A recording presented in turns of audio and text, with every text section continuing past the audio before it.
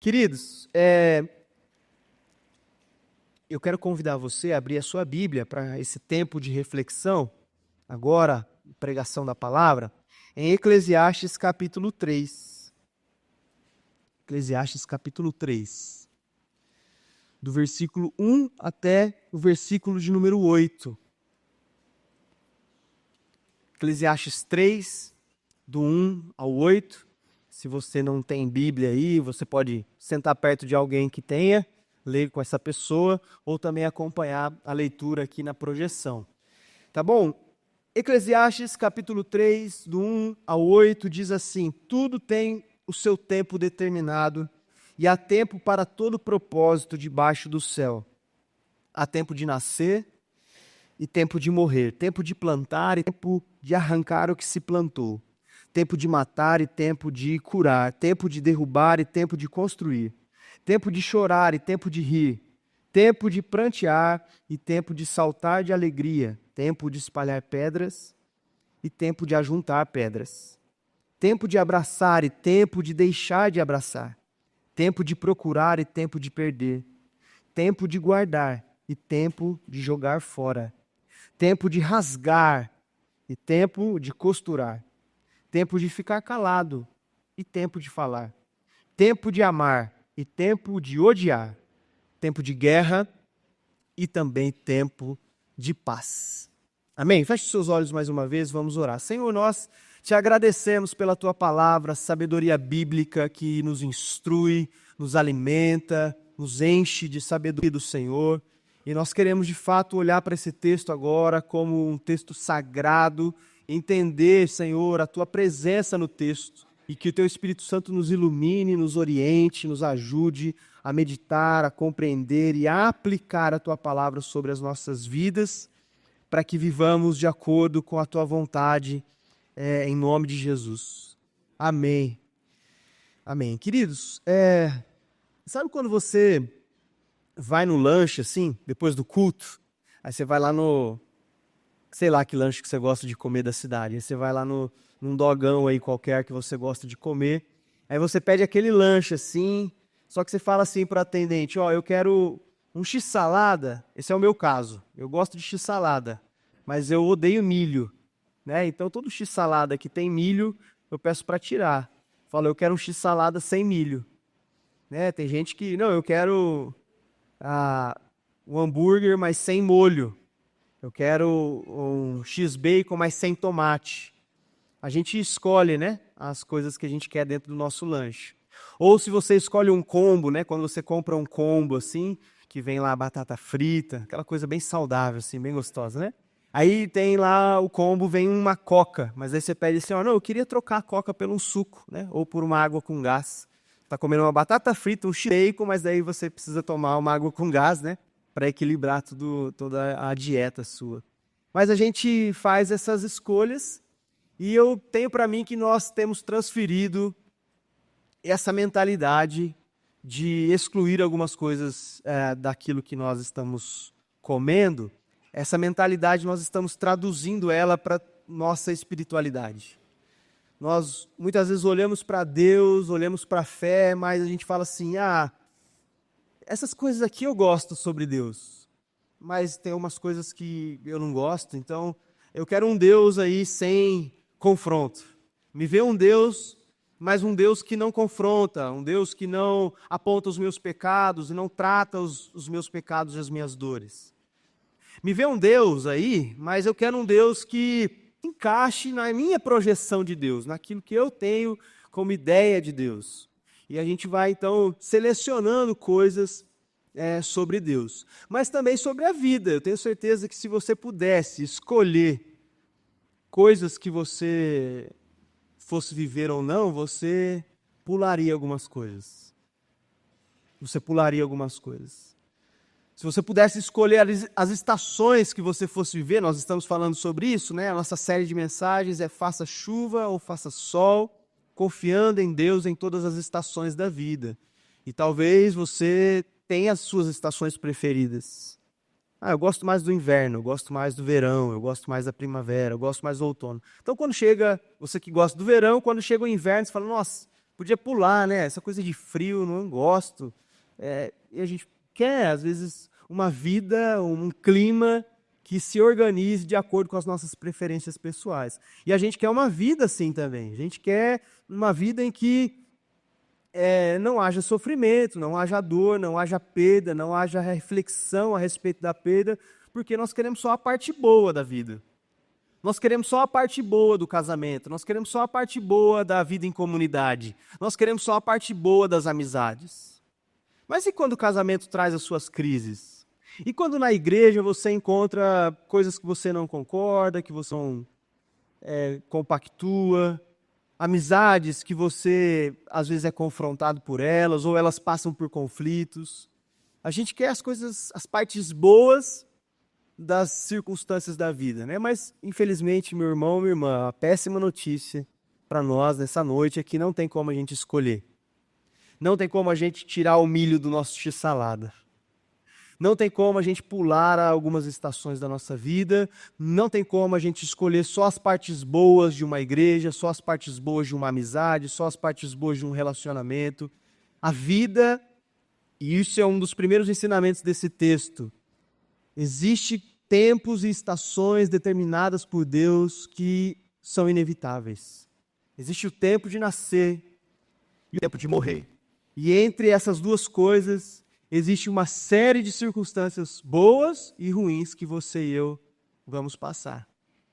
E isso é um choque de realidade que nós precisamos dar a nós mesmos para entender que não tem como a gente selecionar só as partes boas da vida, não tem como a gente selecionar só as partes boas da existência e muito menos as partes boas de Deus ou que nós consideramos boas, porque tudo em Deus é bom, inclusive a sua justiça, inclusive o seu confronto sobre os nossos pecados. Então eu quero falar nessa noite sobre essa parte da vida que a gente muitas vezes deseja pular, né? Assim como eu. E para mim, hoje é uma mensagem muito difícil de pregar, confesso, por 2 motivos. Primeiro, porque pela manhã eu estava falando com a classe de disciplinas espirituais sobre celebração. A gente estava falando sobre alegria, sobre dar brados de vitória, sobre comemorar as coisas boas da vida. Isso como uma disciplina espiritual que alegra o nosso coração, que ajuda a gente a não deixar o nosso coração embrutecer. O sorriso, a alegria, a celebração. E agora, então, à noite eu estou falando sobre perda, sobre reflexão, sobre sofrimento, sobre dor. Então eu estou me sentindo um bipolar hoje, assim, sabe? De manhã eu falei sobre celebração e agora eu estou falando sobre perda e sofrimento. Mas também por um outro motivo muito mais profundo. É porque eu estou vivendo esse momento da perda e da reflexão.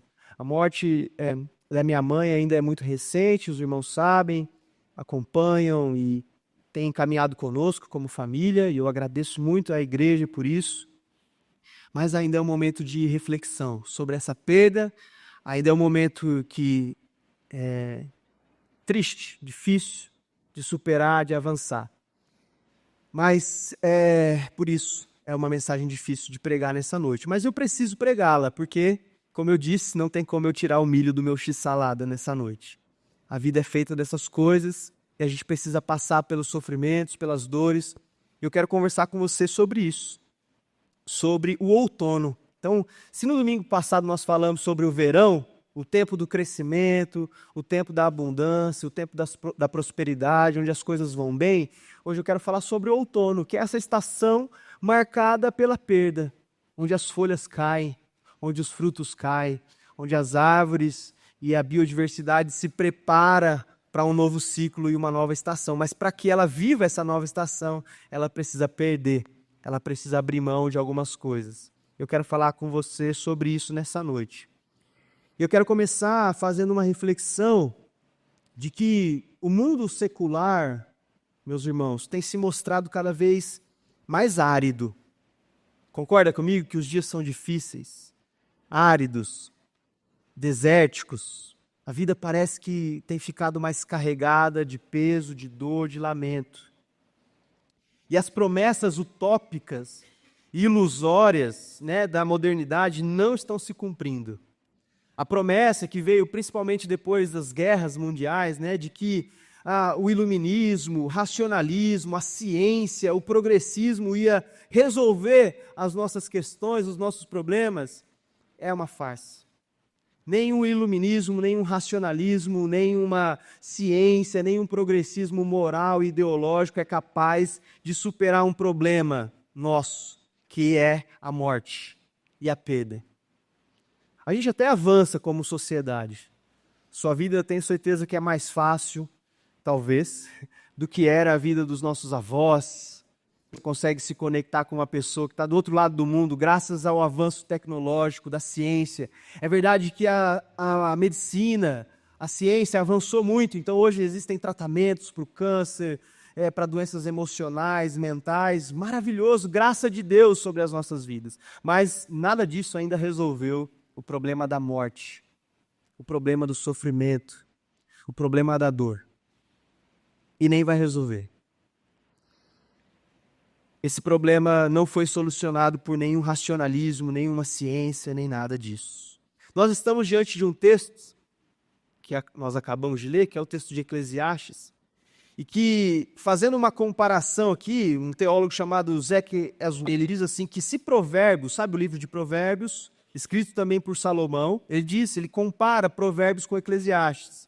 Ele diz assim, se Provérbios é como matemática, lidando principalmente com equações nas quais se soma de um lado para resultar em outro, então Eclesiastes é como música, com clima, melodia e tonalidade.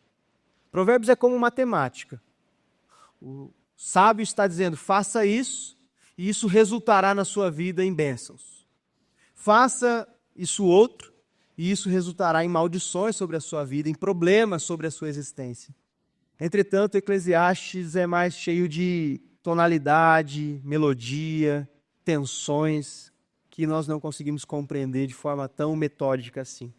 Se Provérbios é como meteorologia, nos dando indicadores a fim de prever certos resultados, então Eclesiastes é como clima real, instável e imprevisível, na sua capacidade de rugir com tempestades ou respirar fácil como uma brisa no meio da manhã. O mesmo autor, em Provérbios, fala sobre as previsões, como se fosse uma previsão meteorológica, onde algumas coisas nos indicam que a vida vai bem ou que a vida vai mal. Mas, segundo Zeke Eswine, Eclesiastes tem mais a ver com o clima real, onde a gente não está esperando e de repente uma tempestade atinge a nossa vida. Onde a gente sai de casa de moto e aí não tem como voltar para casa porque está chovendo. Onde a gente sai de casa sem o guarda-chuva e de repente começa a chover e você não saiu preparado. Assim é Eclesiastes, mostrando para você e para mim que a vida nem sempre é como a gente planejou. Que a vida nem sempre é uma conta, uma equação exata em que 1 mais 1 é igual a 2. A vida é mais imprevisível do que parece, a vida é mais surpreendente do que parece. E nesse texto que nós lemos especialmente, nós estamos falando aqui de 14 pares, de 14 comparações que o sábio Salomão escreveu. E são 14 merismas que nós chamamos, do ponto de vista da gramática e da própria teologia, como eu disse, que contemplam o que está no meio, ou seja, entre nascer e morrer, existe uma série de circunstâncias que acontecem no meio desse caminho. Entre plantar e colher, existe o regar, o cultivar, o garantir que o solo esteja preparado, para que depois a colheita possa acontecer. Então isso se chama merismas, 2 polos que está considerando todas as coisas que passam no meio desses 2 polos. E nessa noite, irmão, nós poderíamos, ou em qualquer outra circunstância, nós poderíamos falar dos 14 polos positivos.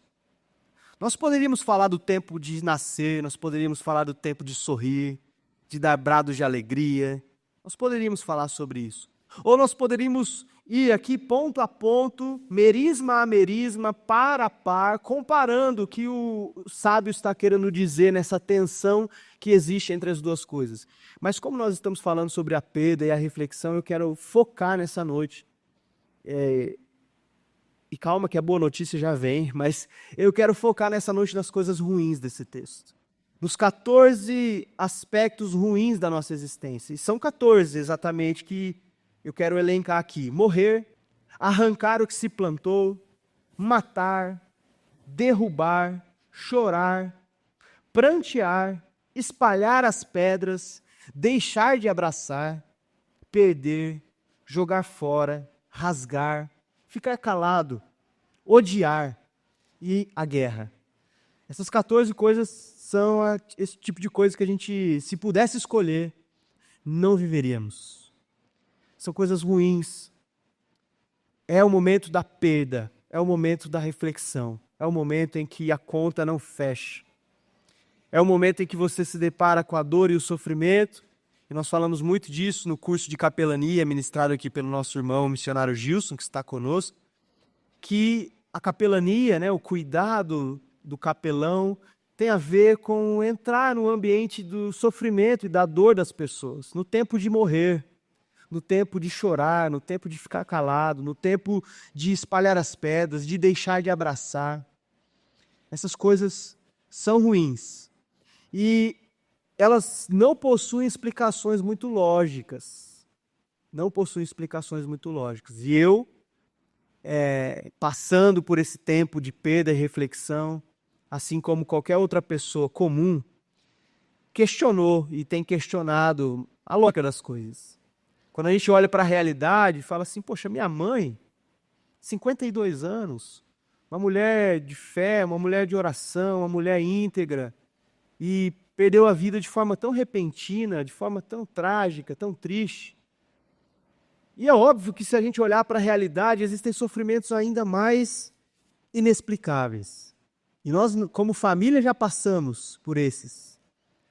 Como eu já compartilhei uma vez aqui com os irmãos, quando nós perdemos um priminho nosso, de 4 anos de idade, lutando desde os seus 2 anos mais ou menos, com um câncer, um tumor no cérebro, privado de muitas coisas, e faleceu, e essa dor é inexplicável. A gente falou sobre isso no curso de capelania, né? Muitas vezes a gente quer, na angústia e no desejo de consolar as pessoas que estão passando por esses momentos, a gente usa, às vezes, algumas tentativas de explicar esse momento da dor, dizendo, Deus tem um propósito, Deus sabe de todas as coisas.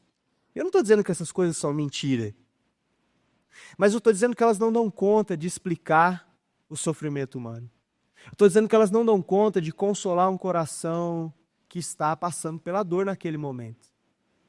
Ou como nós compartilhamos, sabe aquela pessoa que o problema dela sempre é pior? Você está passando por uma dificuldade tremenda, sofrendo, amargurado, e a pessoa fala assim, nossa, mas você não sabe o que eu já passei. Você não sabe como foi a morte da minha mãe. Você não sabe como foi o término do meu relacionamento. Acho que você está exagerando um pouco. Acredite, há pessoas que dizem isso no momento da dor, no momento do sofrimento e da perda. Mas, irmãos, a morte, a perda, o sofrimento é esse estado humano de estar sujeito à decadência. Deus não nos criou, não criou seres humanos para serem assim. A mortalidade, como nós sabemos teologicamente, é a consequência do pecado e é contrariada pela promessa do Evangelho de vida eterna em Jesus Cristo. Eu quero refletir com você sobre esse momento da dor, da perda, que talvez você também esteja passando ainda, ou você já passou, ou sinto lhe informar que um dia você irá passar. Mais cedo ou mais tarde, você perderá alguém que você ama demais. Mais cedo ou mais tarde, a dor, a perda baterá na sua porta. Eu não posso prometer para você o contrário. Eu não posso prometer para você o contrário porque a dor e a perda bateu na porta do próprio Mestre Jesus. Ele se deparou com um amigo dele sepultado. E ele chorou. Ele se deparou com as consequências da vida humana, da natureza humana que ele carregava. Ele se deparou com a sua própria morte, a sua própria perseguição e a sua própria crucificação. Então, todo o evangelho que promete para você uma vida de só vitória é um evangelho mentiroso.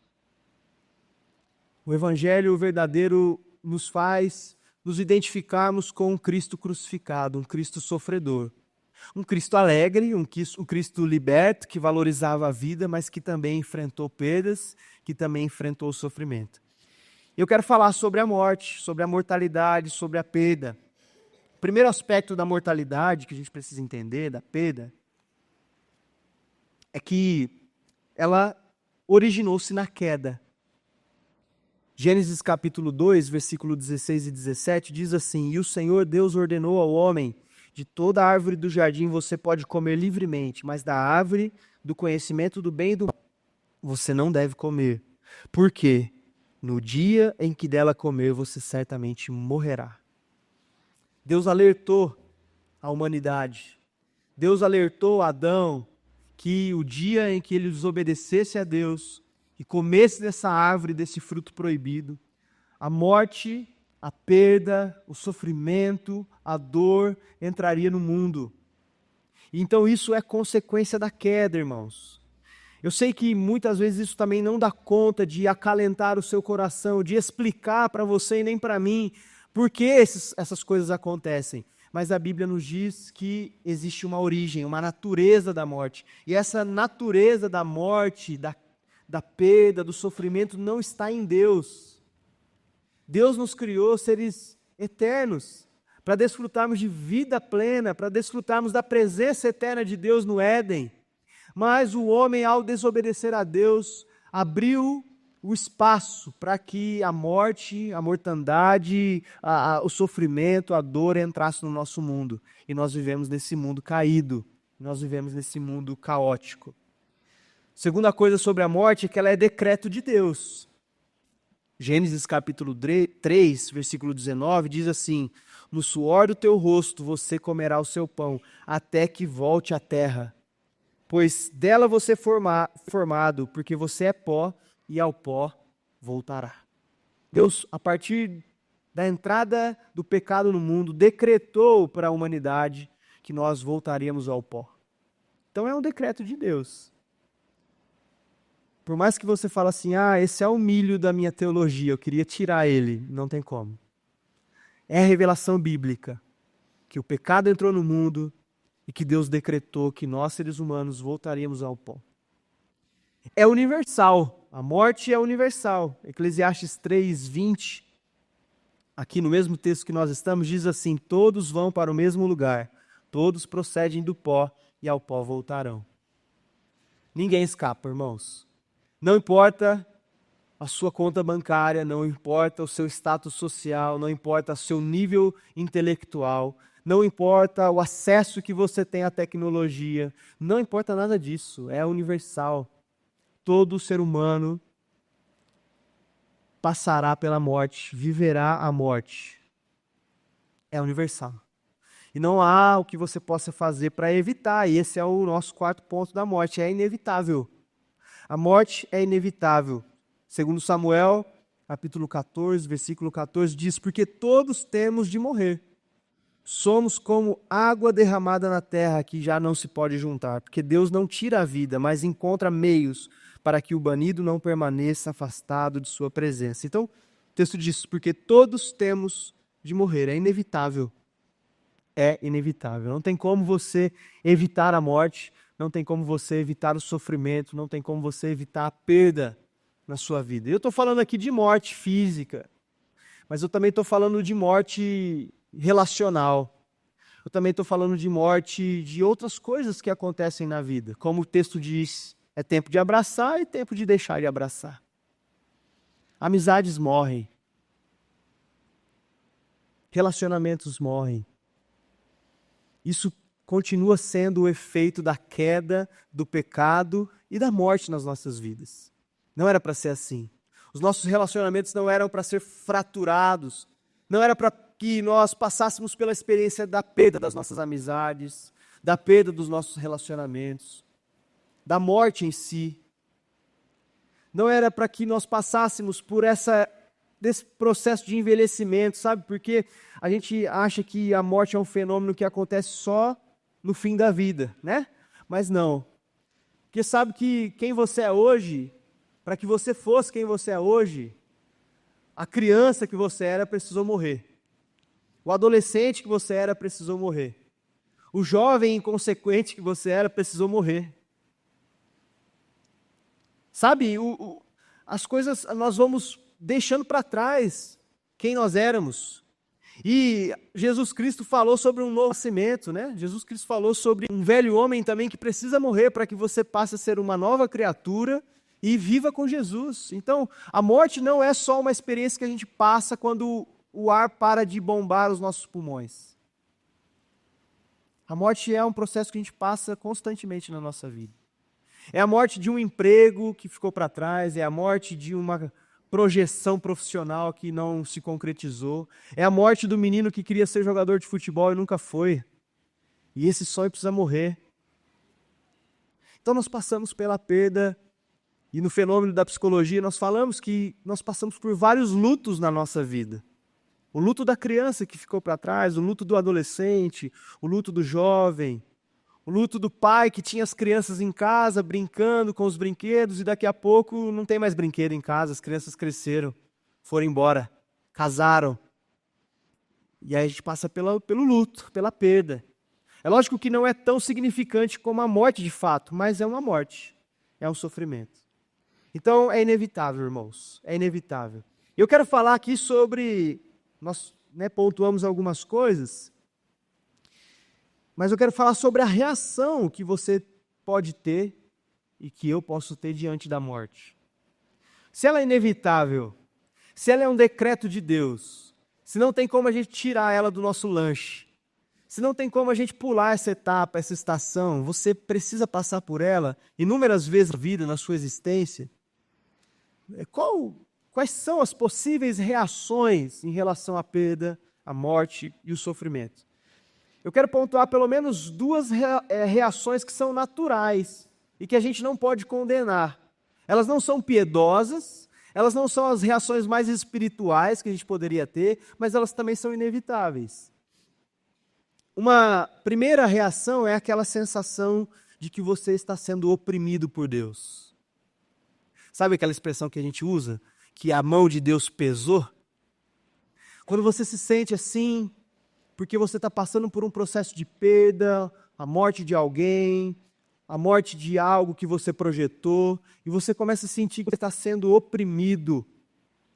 E sabe que Jó, é um livro que fala muito sobre a experiência da morte e a reação que nós temos diante da morte.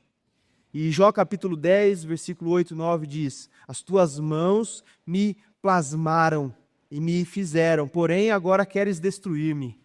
Olha o que Jó está falando para Deus. Olha a sensação que Jó tem diante de Deus. Foi o Senhor que me criou, foi o Senhor que me modelou, mas agora o Senhor está me apertando e querendo me destruir. Lembra-te que me formaste como em barro e agora queres reduzir-me ao pó? Então essa sensação, irmãos, ela é normal.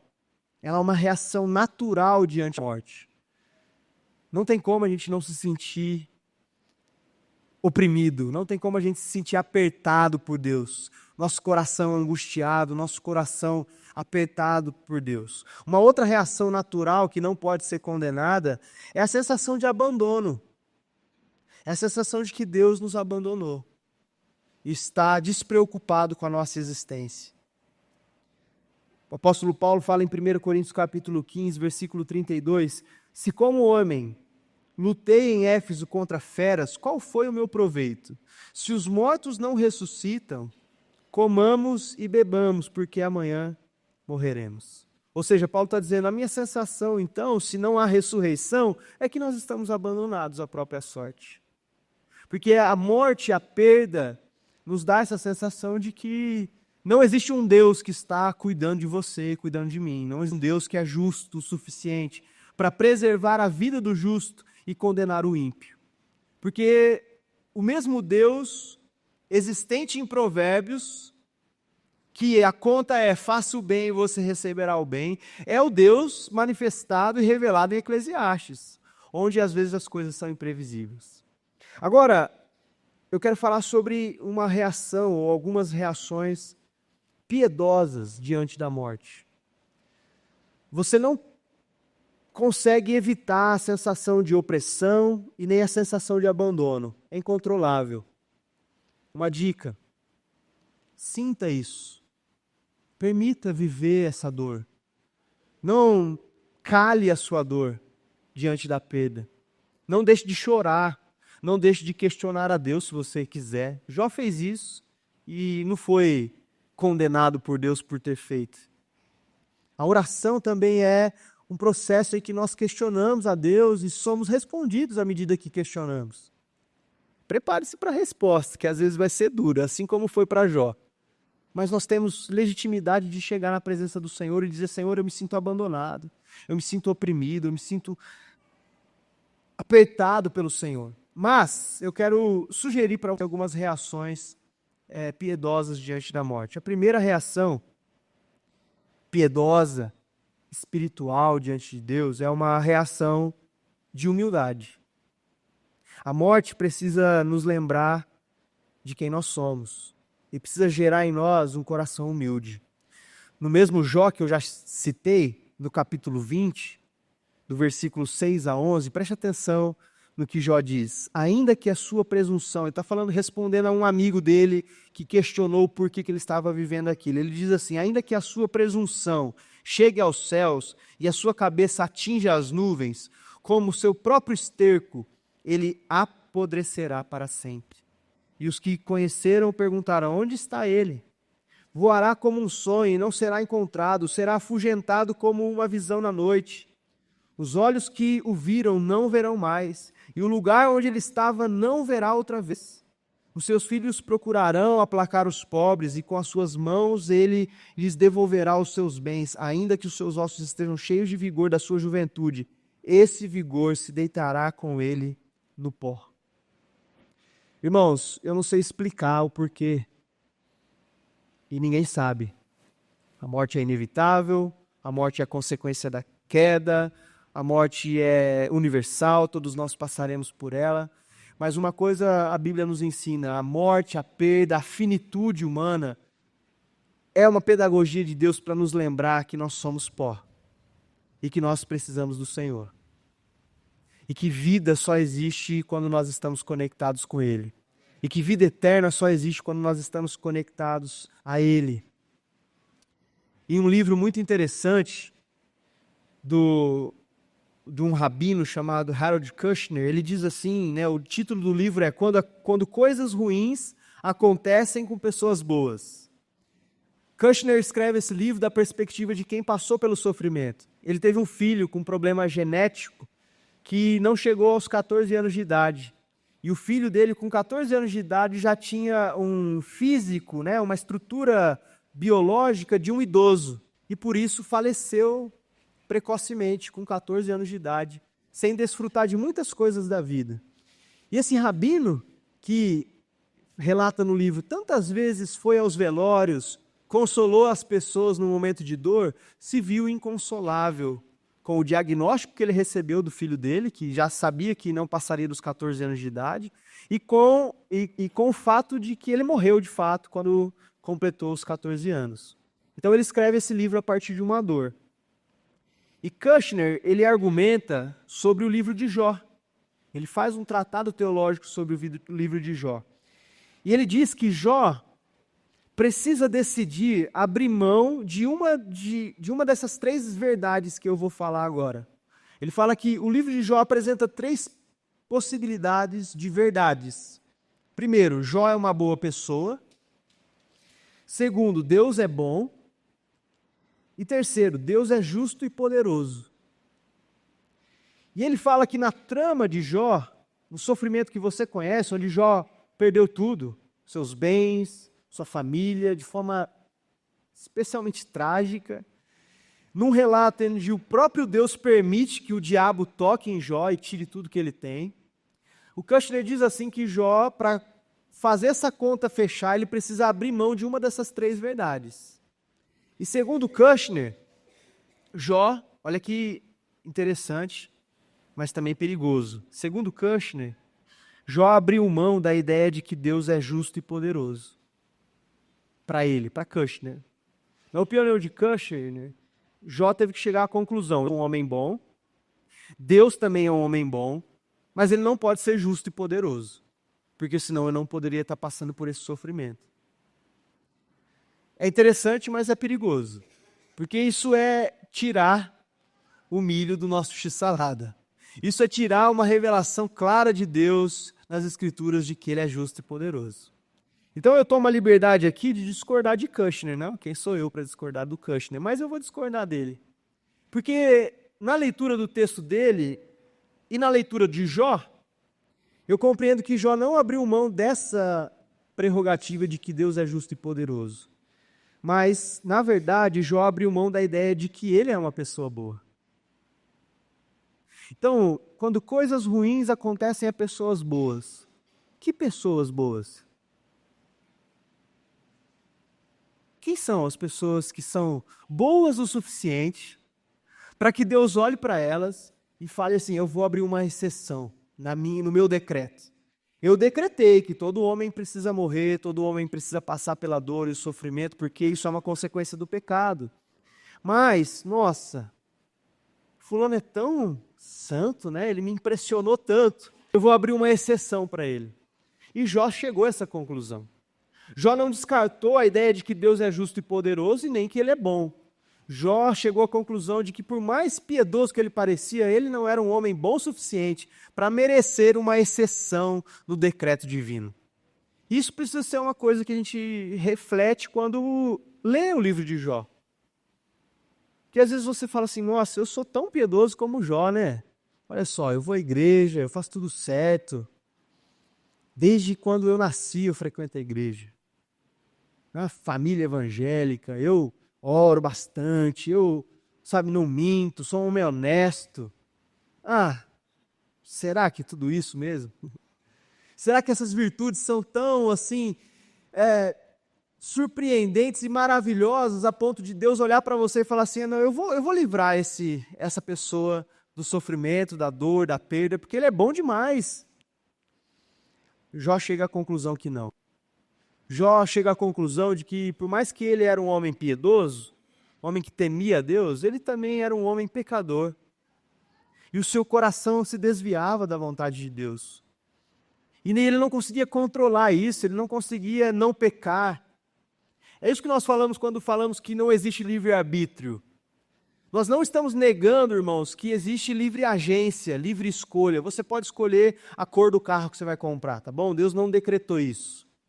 Deus não decretou a metade da sua laranja. Porque imagina se Deus tivesse decretado a metade da sua laranja e um infeliz na história casou errado, comprometeu todo o processo.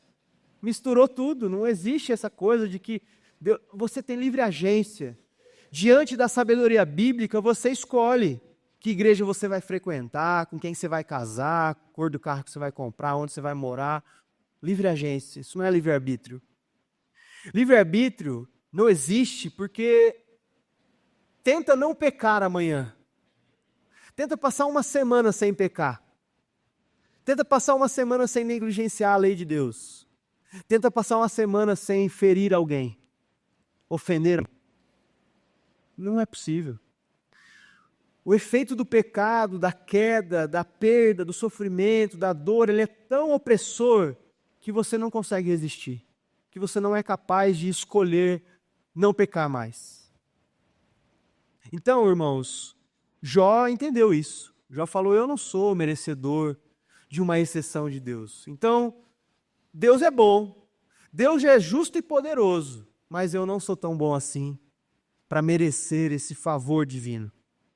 E ele também chegou à conclusão de que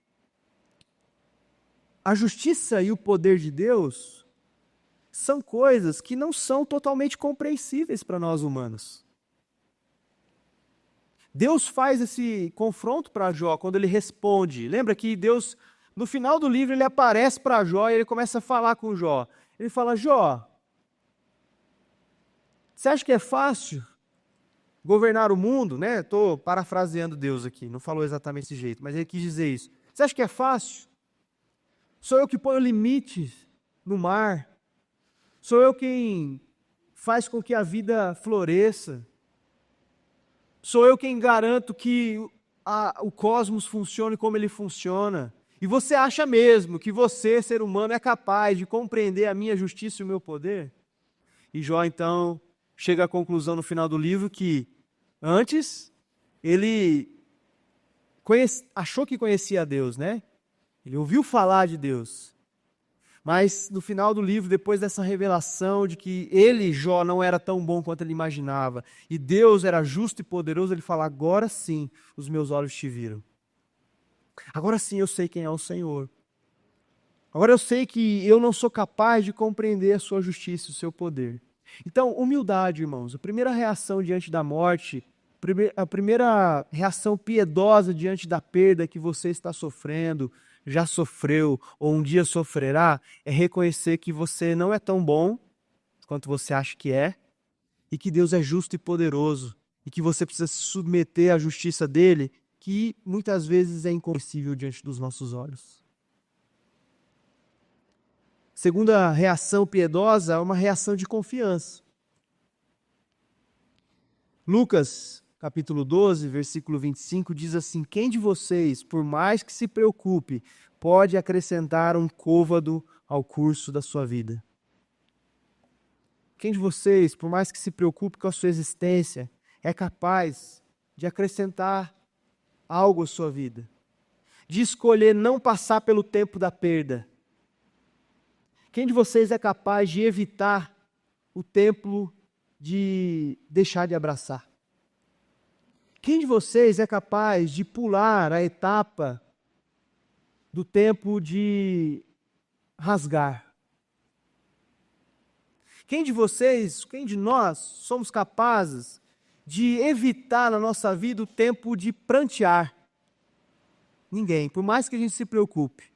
Por mais que a gente cerque os nossos filhos, por mais que a gente tenta proteger os nossos filhos, por mais que a gente tenta proteger a nossa própria vida, por mais que a gente se preocupe lá na frente com os planos, tem hora que você vai passar pela situação inevitável da perda. E uma coisa que nós falamos no curso de capelania, e quando a gente passa por esse momento da dor, do sofrimento, você que já ficou internado sabe disso. Você que já ficou no leito de um hospital, ou que já viu alguém da sua família, visitou alguém, você sabe que lá no leito de hospital, ninguém lembra da viagem que está planejando fazer no final do ano. Ninguém lembra do carro novo que comprou, nem se preocupa com a casa. O único desejo é sair daquele lugar, o único desejo é sair daquele sofrimento. E essa experiência humana, ela precisa gerar em nós confiança em Deus.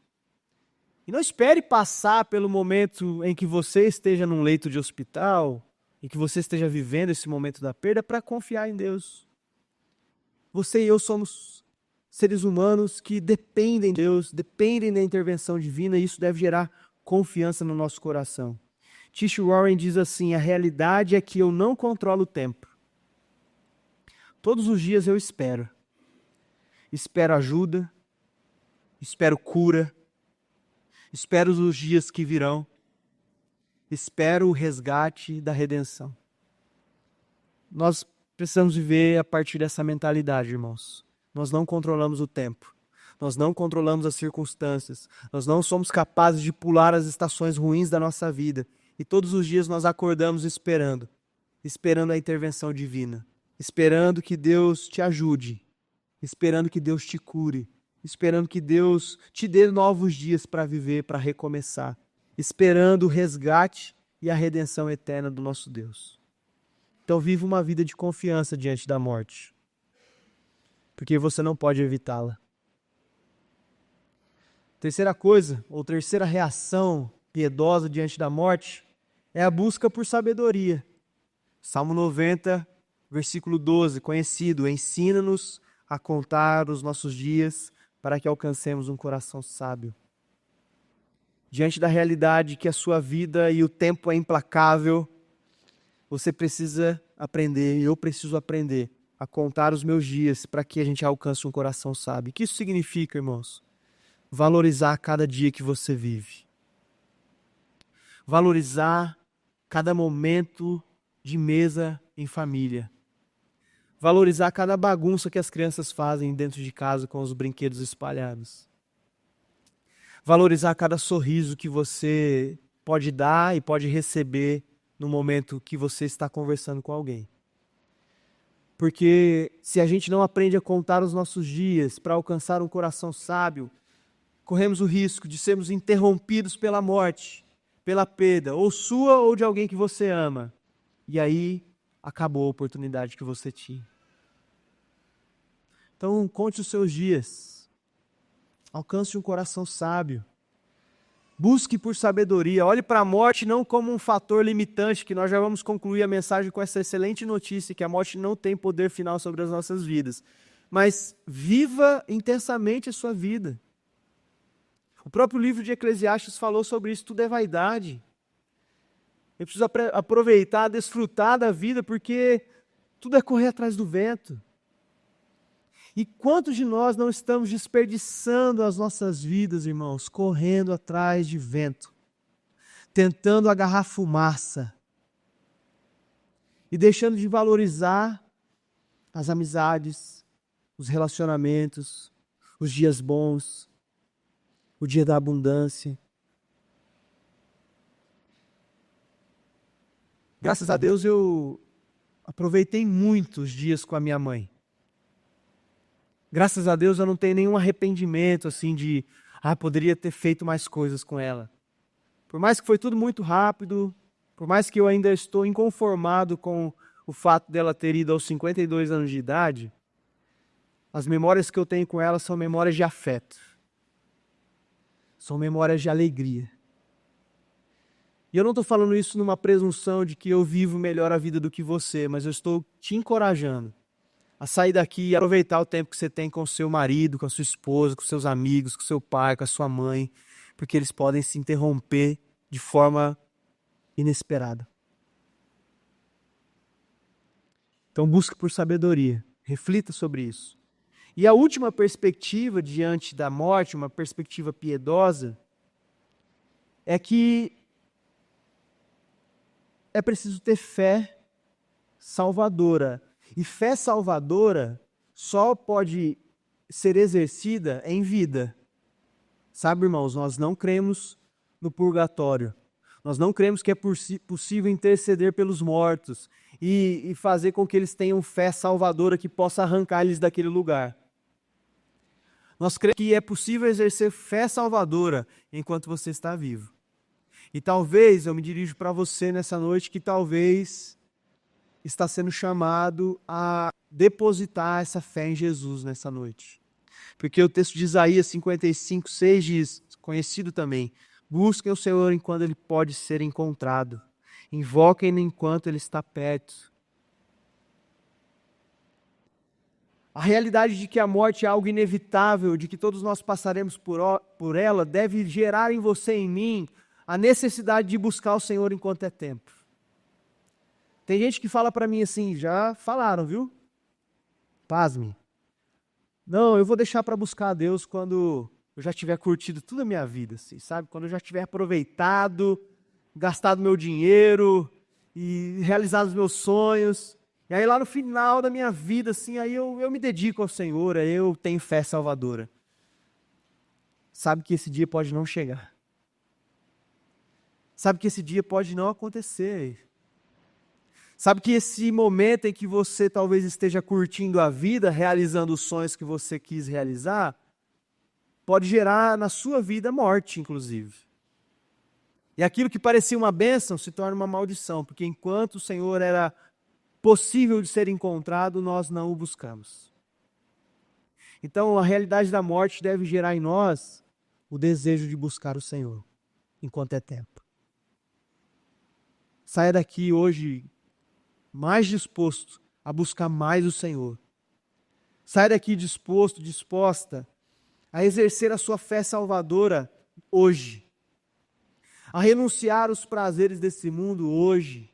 A considerar Jesus como o único caminho hoje.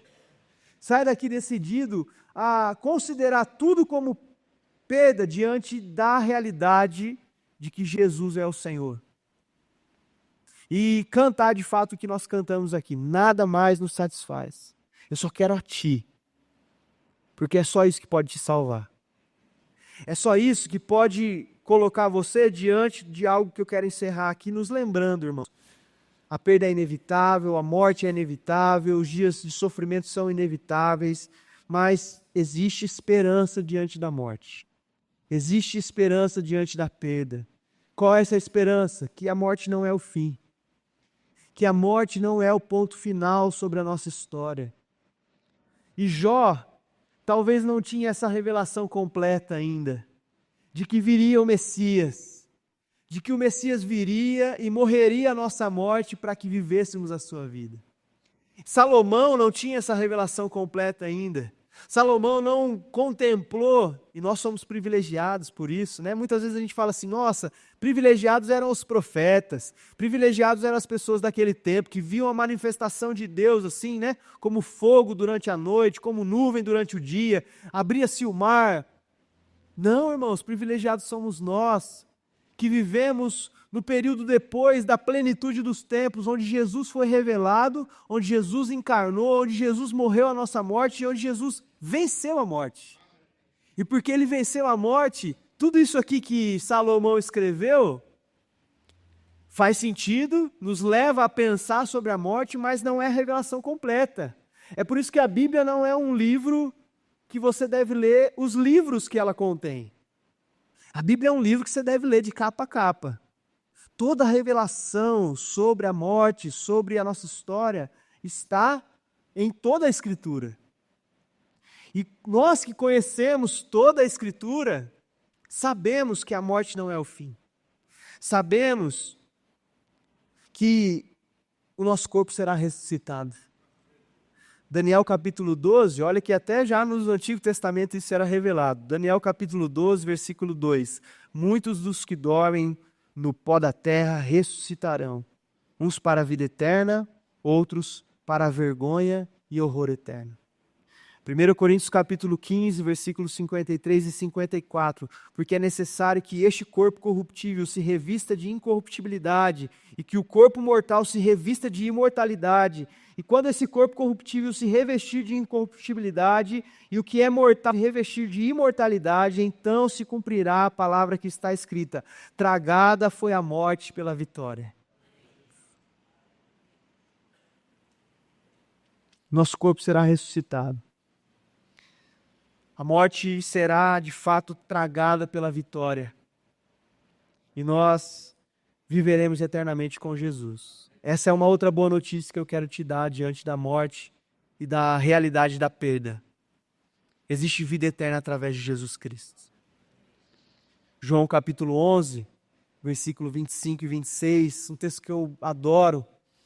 Jesus está diante da morte. Jesus está diante daquele momento em que ele não, mesmo sendo Deus, não evitou. Que ele se deparou com um túmulo fechado e o seu amigo estava lá dentro, cheirando mal. E as irmãs desse seu amigo, Marta e Maria, perguntaram: Jesus, onde o senhor estava? Se o senhor tivesse chegado aqui antes, Lázaro não tinha morrido. E nessa conversa com essas mulheres, Jesus diz assim: eu sou a ressurreição e a vida. Quem crê em mim, ainda que morra, viverá. E todo o que vive e crê em mim, não morrerá eternamente. E ele pergunta para elas: você crê nisso? Você acredita nessa realidade de que a morte é inevitável, a morte nos oprime, nós estamos lamentando nesse momento, mas Cristo venceu a morte? E se você crê nisso, que Ele é a ressurreição e a vida, ainda que nós morramos, viveremos com o Senhor. Irmãos, debaixo do céu, que é o que o texto de Eclesiastes diz, tudo tem seu tempo determinado. Existem estações boas e estações ruins. Não tem como a gente fugir disso. A morte é inevitável, o sofrimento é inevitável, a dor é inevitável. Mas nós não vivemos com base nessa realidade. Nós vivemos com base na promessa de que a morte será vencida completamente. e nós desfrutaremos de alegria completa ao lado de Deus para sempre. Você crê nisso? Amém. Vamos orar. Senhor, diante da realidade da morte, nós lamentamos, é verdade. Diante da realidade da perda, nos resta chorar, Senhor. Nos resta sentir a dor que estamos sentindo. E eu sei, nós sabemos que o Senhor não menospreza o nosso sofrimento e a nossa dor. O Senhor é o Deus que acolhe. O Senhor é o Deus que enxuga as nossas lágrimas. O Senhor é o Deus que está ao nosso lado. Porque o Senhor é o Deus que também sofreu o efeito da morte. É o Deus que decidiu identificar-se conosco, morrendo morte de cruz. Senhor, nós nos sentimos indignados, Pai, diante do fato de que o sofrimento é inevitável. Nós queríamos pular essa fase da nossa vida, mas confiamos no Senhor, Pai. Não entendemos os propósitos, não entendemos os motivos, os porquês, os praquês, mas numa ação de obediência submetemos-nos ao Senhor, Pai. Mas nós cremos na promessa de que debaixo do céu é verdade, a morte é inevitável, mas em Jesus, acima do céu, na eternidade, a morte já foi vencida, Senhor. E nós vivemos pelo poder da ressurreição. Nós passamos pelas estações ruins da nossa vida, Senhor, com alegria. Com alegria porque nós sabemos que não é a palavra final sobre nós. Com alegria porque sabemos que essa estação não é eterna, Senhor. Com alegria porque nós sabemos que o outono vai passar, o tempo da perda vai passar, Senhor. E seremos reconciliados completamente com o Senhor e desfrutaremos de alegria completa na Tua presença, Jesus. Ah, como nós esperamos esse dia, Senhor. Ah, como nós clamamos, Maranata. Ora vem, Senhor Jesus, nós queremos a Tua presença, Deus. Nós queremos desfrutar, Senhor, da alegria completa de estarmos constantemente na Tua presença, Senhor. Onde não haverá mais dor, não haverá mais sofrimento, não haverá mais luto, Deus. E eu oro para que haja fé salvadora nessa noite, Senhor. Que aqueles que ainda não entregaram a sua vida a Jesus façam essa oração e decidam buscar o Senhor enquanto é tempo, Senhor. Decidam buscar a Tua face enquanto o Senhor pode ser encontrado, ó Deus. Revela-se a nós, ó Pai, revela a Tua vontade aos nossos irmãos que ainda não Te conhecem, que ainda não se entregaram ao Senhor. Revela-se, Senhor, aos nossos familiares que tantas vezes oramos e queremos que eles sejam salvos pelo Senhor também, antes que a morte bata a porta desses nossos queridos, Deus. Usa as nossas vidas para pegar essa boa nova de esperança, Senhor. Usa as nossas vidas para trazer paz e esperança ao mundo, mesmo em meio à morte, ó Deus. Em nome de Jesus nós oramos, com um coração humilde e confiante no Senhor, Pai. Amém. Amém. Irmãos, amém? Eu sei que o assunto é difícil. Eu sei que o assunto é complexo. E eu sei que o outono é uma estação difícil de se passar. Mas como nós terminamos a mensagem aqui hoje, diante da morte há esperança. Diante da morte há celebração, porque nós cremos na ressurreição. Então nós queremos nesse convidar você a celebrar. Nós vamos cantar uma música feliz, assim, para você não sair daqui com esse clima assim triste, sabe? Nós vamos cantar uma música alegre. E é pra gente celebrar o Senhor, porque por mais que a morte exista, é algo inevitável sobre nós. Nós cremos de verdade que ela não é a palavra final sobre as nossas vidas. Em nome de Jesus. Então fica de pé e vamos cantar, vamos agradecer ao Senhor, vamos celebrar.